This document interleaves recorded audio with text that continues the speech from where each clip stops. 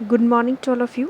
आज की क्लास में हम पढ़ेंगे आपकी जो बुक है हनी ड्यू का फर्स्ट चैप्टर हम डिस्कस कर चुके हैं। उसी के साथ आपके पास एक पोएम थी, the ant and the cricket. ठीक है, तो उस पोएम को आज हम पढ़ेंगे। This poem is written by Aesop. तो लास्ट में जो है पोएम के लास्ट में पोएट का नाम दिया है एसॉप करके, AESO ऐसे करके लास्ट में दिया होगा नाम। ठीक है, तो the ant and the cricket जो टाइटल है आपकी पोएम को, आपको सबसे पहले टाइटल याद रखना है और पोएट का नाम याद रखना है। आंट, आंट का मतलब होता है, सभी को पता है, सभी फेमिलियर हैं, चींटी। एंड क्रिकेट, क्रिकेट का मतलब होता है टिड्डा। तो यहाँ पे आप पिक्चर में नीचे देख सकते हैं। ठीक है, ये पिक्चर जो है ये क्या है, ये क्रिकेट है, ये टिड्डा है। तो यहाँ पे एक कन्वर्सेशन में ये पोएम बताई गई है, वार्तालाप। कन्वर्सेशन का मतलब होता है वार्तालाप में जो ये पोएम बताई गई है। तो यहाँ पे ये एक फेबल है। अब फेबल क्या होता है, देखो आप शुरू में लिखा है ना यहाँ पे फर्स्ट लाइन में फेबल। फेबल का मतलब होता है काल्पनिक कहानी। और फेबल में जो हैं, जो एनिमल होते हैं, उनको एज ए कैरेक्टर यूज़ किया जाता है। जैसे ह्यूमन बीइंग आपस में बात करते हैं, वैसे ही इस पोएम में जो ये आंट और क्रिकेट है, इनको एज ए कैरेक्टर, जैसे कि मानो कोई ये इंसान हो और ये आपस में बात कर रहे हो, तो उसे बोलते हैं फेबल, जहाँ पे कि सुपर नेचुरल एलिमेंट्स के बारे में बात की जाती हैं, जो काल्पनिक होता है। कहने का मतलब ये है। ठीक है, तो यहाँ पे थोड़ा सा एक शॉर्ट में इंट्रोडक्शन दिया है इस पोएम का। A fable is a story often with animals as character. लिखा है कि जो फेबल होता है एक ऐसी कहानी होती है जिसमें कि एनिमल्स को एज ए कैरेक्टर यूज़ किया जाता है। दैट कन्वेज ए मॉरल, लेकिन हमेशा फेबल स्टोरी का कुछ ना कुछ मॉरल होता है। ठीक है, कुछ एक नैतिक, एक मॉरल का मतलब होता है नैतिक, एक अच्छा मैसेज ये हमेशा देते हैं। This poem about an ant in cricket contains an idea of far-reaching significance. Far-reaching significance यहाँ पे लिखा है। Far-reaching significance का मतलब होता है जिसका प्रभाव की दूर दूर तक पड़ता है, अत्यधिक प्रभावशाली आप कह सकते हैं। ठीक है, तो ये पोएम जो है एक आंट और एक क्रिकेट के बारे में है, जो कि एक ऐसा आइडिया प्रेजेंट करती है जो कि बहुत ही इफ़ेक्टिव है, बहुत ही प्रभावशाली है। Which is as true of a 4-लेग क्रिकेट एज ऑफ अ 2-लेग्ड वन। तो यहाँ पे बात हो रही है, जो कहानी है यहाँ पे, तो क्रिकेट की बात हो रही है। टिड्डा जिसे हम कहते हैं, 4 लेग, उसके 4 पैर होते हैं, लेकिन यहाँ पे क्रिकेट का मतलब उसको एक व्यंग मारा है किस पे, ह्यूमन बीइंग पे। क्रिकेट को कंपेयर किया है ह्यूमन बीइंग से। ह्यूमन बीइंग के यहाँ पे बोला है 2-लेग्ड, क्योंकि 2 लेग तो ह्यूमन बीइंग के ही होते हैं। ठीक है, और क्रिकेट के 4 लेग होते हैं। तो आप जब इस पोएम को आप पढ़ोगे तब आप समझोगे कि किस तरीके से व्यंग, एक कटाक्ष, एक सटायर मारा है पोएट ने ह्यूमन बीइंग के ऊपर। Surely you have seen A cricket has 2 legs. आपने देखा होगा श्योरली कि जो क्रिकेट होता है दैट हैज़, उसके 2 पैर हैं, आप देख चुके हैं। अब यहाँ पे किसकी बात हो रही है, ये हम जब पोएम पढ़ेंगे फिर हमें समझ में आएगा। तो पोएम है, A silly young cricket accustomed to sing through the warm sunny months of gay summer and spring began to complain when he found that at home his cupboard was empty and winter was come. सबसे पहले हम discuss करेंगे difficult word meaning. ठीक है, जो कि आपको अपनी नोटबुक में भी लिखनी है। तो सबसे पहला है सिली। सिली का मतलब होता है मूर्ख, स्टूपिड, बेवकूफ़। यंग, यंग क्रिकेट माने छोटा सा कोई टिड्डा है। एक्स्टम्ड, एक्स्टम्ड का मतलब होता है आदी होना, किसी चीज़ का अभ्यस्त होना।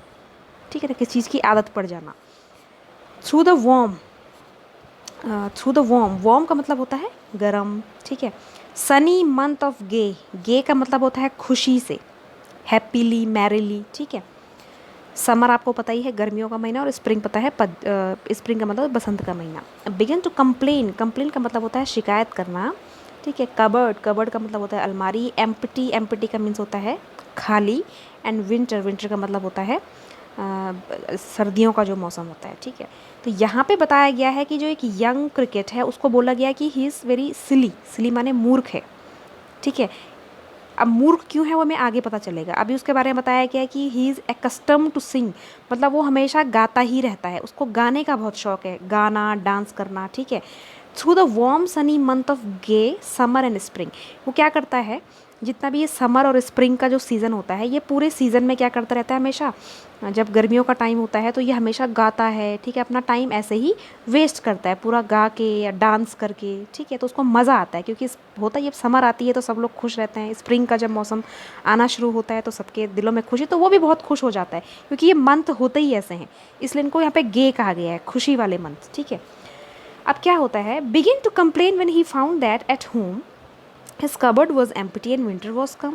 अब ऐसा है कि जब सीज़न आप समर और स्प्रिंग रहेगा तो एक जैसा तो सीज़न नहीं रहता है, सीज़न हमेशा चेंज होता रहता है। तो अब जब क्या आया, विंटर आया, विंटर माने जाड़ों का मौसम, ठीक है ना। तो पूरे गर्मियों में, पूरे बसंत के मौसम में तो जो है, जो क्रिकेट है वो गाता रहा, मस्ती करता रहा।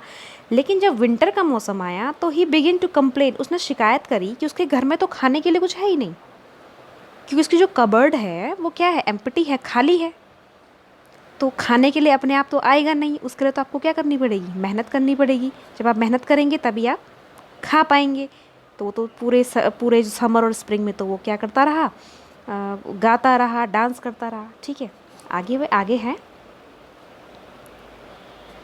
नॉट ए क्रम्ब, क्रम्ब मतलब होता है रोटी का टुकड़ा, to be found on the snow covered ground. Snow covered का मतलब होता है बर्फ़ से ढका हुआ, ग्राउंड माने जो आपकी लैंड है। Not a flower could he see, not a leaf on a tree, leaf माने पत्ती, ठीक है। तो यहाँ पे बताया जा रहा है कि उसको एक भी रोटी का टुकड़ा खाने के लिए उसको बिल्कुल भी नहीं मिला, ठीक है, on the snow covered ground. और पूरी जो अब विंटर का जब मौसम आता है तो क्या होता है, काफ़ी सारा जो बर्फ़ ही बर्फ़, चारों तरफ बर्फ़ ही बर्फ़ दिखती है, पूरी जो हमारी धरती माँ है वो बर्फ़ की चादर से लिपट जाती है। Not a flower could he see, एक भी फ्लावर उसको पेड़ों पे नहीं दिख रहा, कि पतझड़ की का टाइम होता है, आपके पेड़ की जितनी पत्तियाँ गिर जाती हैं। Not a leaf on a tree, और पेड़ पे एक भी पत्ती नहीं है, चाहे तो वो फूल ही खा लेता या पत्ती खा लेता, उसको कुछ भी नहीं दिख रहा है, ठीक है। आगे वो कह रहा है, oh what will become says the cricket of me. Important line है, वो कह रहा है कि अब मेरा क्या होगा, कि मेरे पास तो खाने के लिए कुछ है ही नहीं, ठीक है। नेक्स्ट है, at last by starvation, starvation माना होता है भूखमरी, भूख से मरना। एंड फैमिन, फैमिन का मतलब होता है अकाल पड़ना, जैसे जब कभी अकाल पड़ जाती है ना, खाने की कमी हो जाती है, ठीक है। And famine made bold, all dripping with wet, all travelling with cold, away he set off to a miserly ant, यहाँ पे माइजली का मतलब होता है छोटी सी, tiny, to see if to keep him alive he would grant him shelter from rain and a mouthful of grain, he wished only to borrow, he would repay it tomorrow, if not he must die of starvation and sorrow. At last by starvation, अब जब उसको ज़्यादा उसको लगा कि अब तो मैं भूखमरी सी आ गई है, मतलब मैं तो भूख से मर ही जाऊँगा। एंड फैमिन का मतलब होता है मैं अकाल, मतलब खाने के लिए कुछ है नहीं। तो इन चीज़ों ने उसको थोड़ा बोल्ड बना दिया, बोल्ड माने साहसी, उसने थोड़ा अपना साहस इकट्ठा किया। All dripping with wait, dripping का मतलब होता है जब बारिश हो रही है तो पूरा गीला हो गया है वो, ठीक है।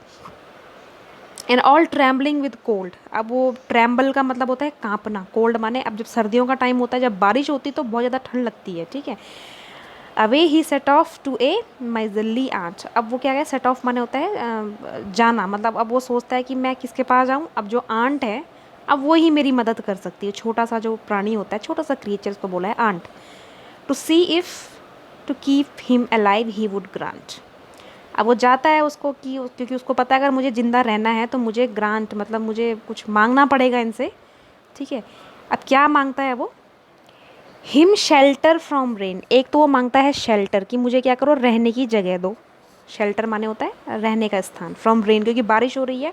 And a mouthful of grain, mouthful of grain का मतलब होता है कि इतना मुझे खाने को दे दो कि मतलब मैं ज़्यादा नहीं मांग रहा हूँ, थोड़ा बस मैं खा करके ताकि मैं जीवित रहूँ, मतलब मुझे रोटी मिल जाए, मैं मतलब बारिश से बच जाऊँ और थोड़े बहुत मुझे कपड़े मिल जाए, ऐसा कहने का मतलब माउथफुल ऑफ ग्रेन, ग्रेन का मतलब होता है अनाज, मतलब इतना मुझे अनाज मिल जाए कि मैं जीवित रहूँ। He wished only to borrow, borrow का मतलब होता है उधार लेना, ठीक है। तो वो कह रहा है कि बस मैं आपके पास क्या आया हूँ, उधार मांगने के लिए आया, वो आंट से कह रहा है, ठीक है, कि मेरी इच्छा है कि मैं बस उधार, मैं मांग नहीं रहा हूँ। कहने का मतलब है कि जब आप उधार का मतलब जब आप कुछ उधार लेते हो तो वापस भी करते हो। And he would repay, repay मतलब होता है वापस करना, जो उधार लिया है उसको वापस करना इट टुमारो, और मैं क्या कर दूंगा, इस उधार को कल, आने वाले कल में वापस कर दूंगा। If not he must die of starvation and sorrow, वो कहता है अगर ऐसा नहीं होता है तो पक्का है कि मैं जो हूँ भूख से और सॉरो माने दुख से मर जाऊंगा, क्योंकि मेरे पास खाने के लिए कुछ भी नहीं है। अब आगे क्या होता है, आंट क्या बोलती हैं, पिक्चर में आप देख सकते हैं ये 3 आंट्स हैं, ठीक है, उनके पास आया हुआ है ये जो ग्रास ऑफर है। Says the ant to the cricket, अब आंट जो है वो क्रिकेट से कह रही है, I am your servant and friend, मैं तुम्हारी सर्वेंट हूँ और तुम्हारी फ्रेंड भी हूँ। सर्वेंट माने आपका असिस्टेंट, सहायक, ठीक है, और तुम्हारी दोस्त हूँ, ठीक है। But we ants never borrow, we ants never lend. अब वो एक चीज़ यहाँ पे आंट कह रही है कि जो हम आंट होती है ना, हमारा एक सिद्धांत होता है, हमारा एक प्रिंसिपल है लाइफ में, कि ना तो हम किसी से बोरो करते हैं, ना तो हम किसी से उधार लेते हैं, और ना ही हम किसी को उधार देते हैं। हमारा ये सिद्धांत, हमारा नियम है लाइफ का, ना तो हमने कभी किसी से लिया है और ना ही हमने किसी को दिया है, बात ख़त्म। अब वो एक ही सेंटेंस में उन्होंने बात कर दी है। But tell me dear cricket, did you lay nothing by when the weather was warm, quoth the cricket, nor I, not I. अब यहाँ पे जो आंट है वो क्रिकेट को पूछती है कि डियर क्रिकेट, हमको एक बात बताओ, जब वेदर बहुत गर्म था, अच्छा खासा था, ठीक है, तो तब तुमने क्या है, तुमने तो फिर क्यों नहीं काम किया, तुमने अपने लिए जो फ्यूचर के लिए, भविष्य के लिए तुमने ऐसा क्यों नहीं सोचा कि ये सीज़न हमेशा एक जैसा नहीं रहेगा, तुमने खाना क्यों नहीं इकट्ठा करके रखा जैसे हम कर रहे हैं, ठीक है। तो क्रिकेट कहता है कि नहीं, उसने तो ऐसा किया नहीं, ठीक है। तो ये सुन करके अब वो क्रिकेट बता रहा है अपनी बात, उसने क्या किया। वो कह रहा है कि नहीं, मैंने तो कुछ भी इकट्ठा नहीं किया खाने के लिए। क्यों नहीं किया? My heart was so light that I sang day and night for all nature looked gay. ठीक है, तो यहाँ पे वो कह रहा है कि माई हार्ट, क्योंकि वो कह रहा है कि जब समर का और स्प्रिंग का मौसम था ना, जब बहुत गर्म था इन्वायरमेंट, तो क्या था, मेरा जो दिल था वो बहुत लाइट, मतलब इतना खुश था कि मैंने पूरे दिन भर मैंने क्या किया, गाना गाया दिन और रात, ठीक है। क्योंकि जो नेचर है लुक्ड गे, क्योंकि नेचर बड़ी ही अच्छी दिख रही थी। कि होता है समर के टाइम पे नेचर, दिल खुश हो जाता है। समर और स्प्रिंग के टाइम पे आप देखते हो नए नए फूल खिलते हैं, चिड़िया पेड़ पे बैठ करके चहचहाती हैं, ठीक है, आपको अलग अलग वैरायटी फूल से दिखती है, चिड़िया वगैरह। तो बहुत खुश हो गया था। वो कह रहा है कि मेरा दिल इतना खुश हो गया था कि मैं इन सब चीज़ों में भूल ही गया था कि मुझे फ्यूचर के लिए भी अपने लिए खाना रखना है स्टोर करके, ठीक है। तो आगे वो कह रही हैं, यू सैंग सर यू से। अब आंट कह रही है कि अच्छा सर, यहाँ पे एक सटायर मार रही हूँ उस पर, अच्छा आप कहते हैं कि आपने गाया, ठीक है। Go then says the ant and dance the winter away. अब फिर से यहाँ पे वो सटायर मार रही हैं आंट, सटायर का मतलब व्यंग मार रही हैं इस लाइन में। कह रही है कि ठीक है, जाओ और विंटर में भी ऐसे ही करो। फिर जब तुमने गर्मियों में ऐसा किया, जब सीज़न ठीक था, जब इन्वायरमेंट, जब वातावरण बहुत अच्छा था, तो अब क्या करो, सर्दियों में भी जाओ और डांस करो। फिर क्या होता है, thus ending he hastily lifted the wicket and out of the door turned the poor little cricket। अब वो आंट क्या है, अब इस कहानी को यहाँ पे ख़त्म कर देती हैं। वो उसको कुछ भी उसकी हेल्प नहीं करती हैं। ही हेस्टली माने जल्दी से, उनके हाथ में जो लकड़ी होती है विकेट, वो उसको एकदम से लिफ्टेड माने उठाती हैं, and out of the door, और वो दरवाजे से चले जाती हैं। Turn the poor little cricket, मतलब वो पुअर लिटिल क्रिकेट को मतलब मुंह भी नहीं लगाती हैं उसकी तरफ से, मुड़ करके वो तुरंत वापस चले जाती है। वो क्यों हेल्प करेंगी उसकी? भाई जो आंट होती है, उन्होंने पूरे जब ये गा रहा था, जब ये नाच रहा था, उस टाइम पे तो आंट ने मेहनत करी, ठीक है। तो उस मेहनत का फल क्या मिला कि उनको अभी सर्दियों में काम करने की ज़रूरत नहीं हो रही है, ठीक है। उनके पास इनफ ग्रेन है, इनफ फूड है खाने के लिए। अब लेकिन क्रिकेट क्या है, वो तो असहाय है, वो तो अब तो भीख मांग रहा है, तो उन्होंने उसकी मदद नहीं करी। फोक्स, लास्ट में यहाँ पे एक मॉरल, मैंने कहा था कि जो फेबल होता है उसका एक मॉरल होता है। फोक माने होता है जो लोग हैं, आसपास के जो गांव के लोग हैं। कॉल दिस ए फेबल, वो कहते हैं कि ये कहानी एक फेबल है, मतलब काल्पनिक है, लेकिन इसका एक मॉरल है, इसका एक मैसेज मिलता है। And I will warrant it true. यहाँ पे पोएट कह रहा है कि ये बिल्कुल, मैं वारंटी देता हूँ कि बिल्कुल ये एक ट्रू, ये बिल्कुल सही होगा कि some crickets have 4 legs and some have 2। ये एक बहुत बड़ा एक सटायर जो है, एक व्यंग जो है पोएट ने यहाँ पे कहा है कि कुछ क्रिकेट होते हैं जिनके कि 4 लेग होते हैं, और कुछ क्रिकेट होता है जिनके कि 2 पैर होते हैं। तो यहाँ पे कहने का मतलब ये है कि ये ह्यूमन बीइंग के ऊपर ये सटायर है कि कुछ ह्यूमन बीइंग ऐसे होते हैं कि वो क्या करते हैं, हमेशा अपने they live in their present, वो हमेशा अपने प्रेजेंट में रहते हैं and they don't think about their future, वो अपने फ्यूचर के बारे में नहीं सोचते हैं। क्योंकि होना क्या चाहिए कि हम अपने प्रेजेंट को इन्जॉय करें, लेकिन हमें अपने फ्यूचर के लिए भी कुछ सेव करके रखना चाहिए, फ्यूचर के बारे में भी सोचना चाहिए, ताकि हमारा फ्यूचर क्या हो, सिक्योर हो, सुरक्षित हो और अच्छा हो। ठीक है, लेकिन कुछ लोग क्या करते हैं, सपोज़ उनको आज सैलरी मिली, उन्होंने पैसे उनको मिले, उन्होंने सारे पैसे उसको पार्टी में या कहीं पे भी उसमें शॉपिंग में सब में खर्च कर दिया और फ्यूचर के लिए कुछ नहीं बचाया। अब ऐसा ना हो कि फ्यूचर में कुछ ऐसा ना हो जाए कि हमको ज़रूरत पड़ जाती है कई बार पैसों की, जैसे कि सेम किसके साथ हुआ, क्रिकेट के साथ हुआ ना। क्रिकेट ने क्या किया, पूरे गर्मियों में और पूरे स्प्रिंग में जो है उसने डांस किया, गाना गाया, लेकिन वो भूल गया कि एक दिन ऐसा आएगा विंटर, तब मैं काम नहीं कर पाऊँगा, तब ठंडा होता है, बारिश होती है, अगर मैंने स्टोर करके रखा था तो मेरे काम आता। ठीक है, तो यहाँ पे यही मैसेज पोएट देना चाह रहे हैं कि हमें क्या करना है, प्रेजेंट में रहना है, लेकिन हमें अपने फ्यूचर के बारे में भी थोड़ा बहुत सोचना है। तो यहाँ पे 4 लेग बताया गया है क्रिकेट के लिए, क्रिकेट के थ्रू एक मैसेज देना चाह रहे हैं। जो 2 लेग है वो ह्यूमन बीइंग के ऊपर, क्योंकि ह्यूमन बीइंग की भी ऐसी ही हैबिट होती है। ठीक है, तो ये पोएम यहाँ पे ख़त्म होती है, एंड अडेप्टेड फ्रॉम एसॉप्स फेबल्स से लिए लिया गया है। तो यहाँ पे ग्लॉसरी में कुछ डिफ़िकल्ट वर्ड मीनिंग दी हैं, कुछ मैंने आपसे डिस्कस कर ली हैं। तो यहाँ पे क्वेश्चंस हैं कुछ जो कि आपको करना है। पहला है, the cricket says oh what will become of me when did he से इट एंड वाई। जब क्रिकेट कहता है कि ओ अब मेरा क्या होगा, ऐसा वो कब कहता है और क्यों कहता है। अभी आपने पोएम पढ़ ली है, ठीक है, आपको सोच करके थोड़ा इसको लिखना है और मुझे दिखाना है। सेकेंड है, find in the poem the lines that means the same as neither a borrower nor a lender be. ये शेक्सपियर ने कभी कहा था अपने किसी, शेक्सपियर एक काफ़ी अच्छे ड्रामेटिस्ट हैं, मतलब इंग्लिश के फादर कहे जाते हैं शेक्सपियर, विलियम शेक्सपियर जो हैं। तो उन्होंने भी किसी ड्रामा इन्होंने लिखा था, उसमें उन्होंने कहा था कि neither a borrower nor a lender be, कि ना तो उधार दो ना तो उधार लो।